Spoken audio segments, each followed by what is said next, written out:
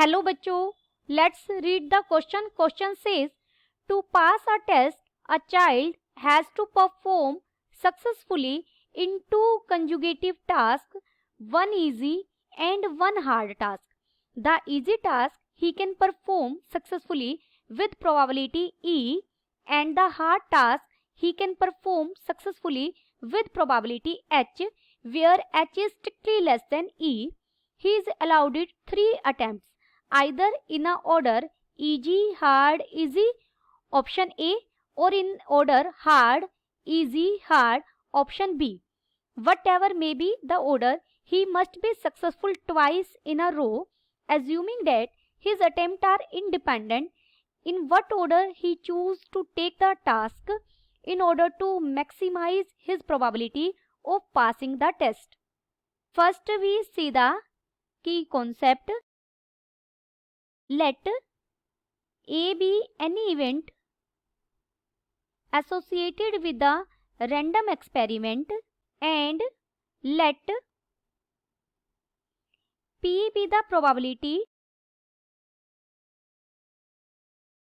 of success of event A. मान लीजिए A event है सक्सेस का, उसकी प्रोबेबिलिटी P है, तो जो फेलियर का होगा then probability of failure is क्या हो जाएगी 1 माइनस P. देखिए हमें गिवन है कि कोई एक चाइल्ड है जिसे परफॉर्म सक्सेसफुली करना है टू कंजुगेटिव टास्क. कंजुगेटिव का मतलब है लगातार. दो टास्क कैसे हैं, एक इजी है एक हार्ड टास्क है.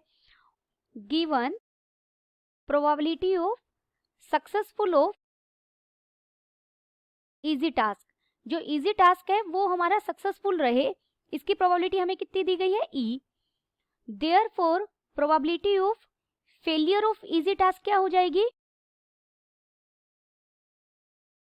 1 माइनस E. सिमिलरली हमें दिया गया है probability of success of hard task. जो हार्ड टास्क है उसके सक्सेस की प्रोबेबिलिटी हमें दी गई है H.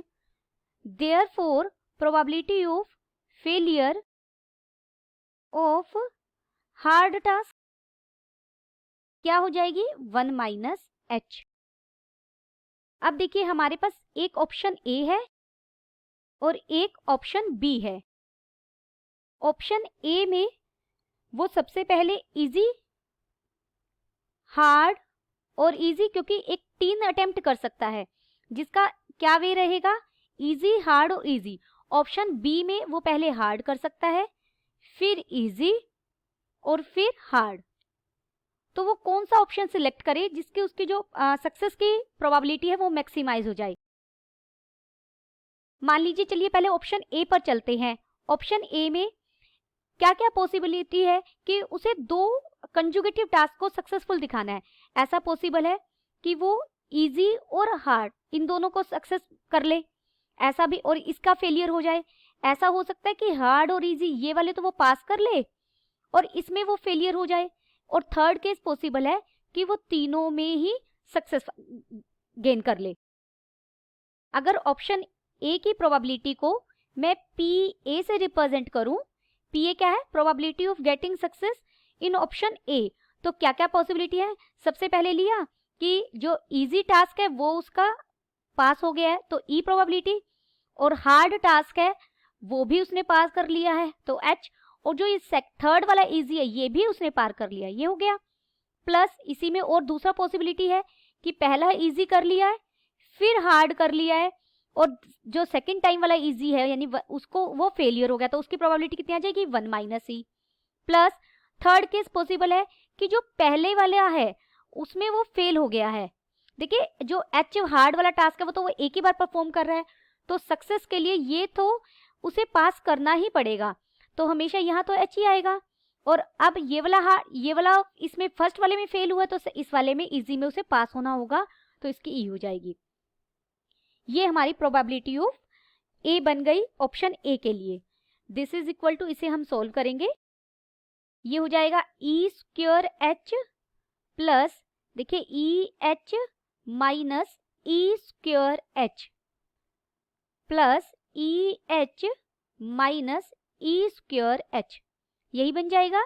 This is equal to एक ई स्क्वेयर एच से ए स्क्वेयर ई एच कट जाएगा और यहाँ बन जाएगा 2EH minus E square H, जिसमें से EH अगर मैं कॉमन ले लूं तो ये बन जाएगा 2 माइनस ई।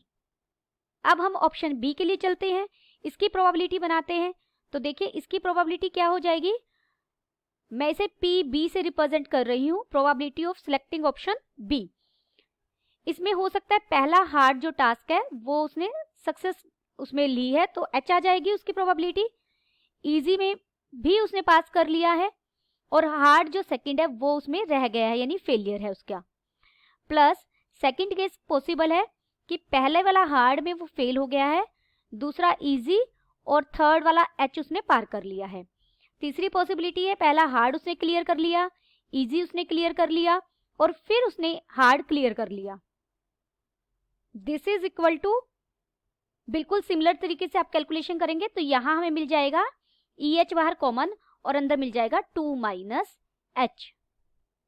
नाउ हम probability at B by probability at A पर फाइंड आउट की है जो हमने, उनको डिवाइड करेंगे। बी हमें क्या मिला था, EH इंटू 2 माइनस H और प्रोबेबिलिटी ए क्या मिली थी, EH 2 माइनस E। EH से EH कट जाएगा, therefore probability at B by probability of A is equal to 2 minus H divided by 2 minus E। हमें क्या गिवन है, जो H है वो लेस देन है E से, गिवन है ये चीज। देयरफॉर यहां से माइनस H ग्रेटर हो जाएगा माइनस E से, दोनों तरफ 2 ऐड करेंगे तो 2 माइनस H ग्रेटर हो जाएगा 2 माइनस E से। 2 माइनस H यहाँ पर बड़ा रहेगा 2 माइनस E से, तो यानी ये जो 2 माइनस H है ये ग्रेटर रहेगा, EH तो इनमें कॉमन पार्ट है, तो किसकी प्रोबेबिलिटी ज्यादा होगी, ऑप्शन बी को सिलेक्ट करने की। Therefore to get maximum probability of passing test, he और शी जो भी है वो can choose option B. That is उसे क्या ऑर्डर सिलेक्ट करना चाहिए, उसे हार्ड, इजी और हार्ड, ये वाला ऑर्डर अगर वो सिलेक्ट करता है तो उसकी जो प्रोबेबिलिटी है वो क्या होगी, maximum. Therefore PB is greater than PA. Then the final answer is PB is greater than PA. Hope you understood it well. Best of luck.